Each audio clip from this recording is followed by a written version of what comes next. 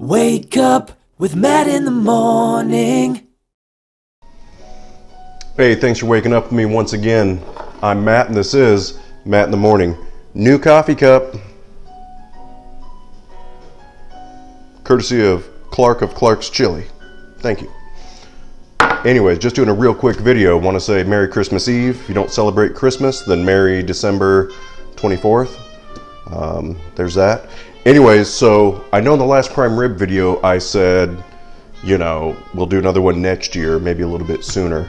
I didn't realize Safeway was going to have an amazing deal on Choice rib roast. Another thing I know, I talked about Prime and I got Choice, but when you get it for under $7 a pound, you do it. So yeah, we got them already. We got two of them already with that Trinity. These are bone in. The reason we're doing two is Stephanie wants one in the oven, how we did it the last couple times. We know it's delicious. I want to do one on the smoker. So, one in the oven, one in the smoker. We're going to see which one reigns supreme. I'm pretty sure it's going to be the smoker. So, anyways, I'm excited about this. So, stay tuned. I'm hoping to have this out next Sunday for you. And hope everybody has a very Merry Christmas. See ya.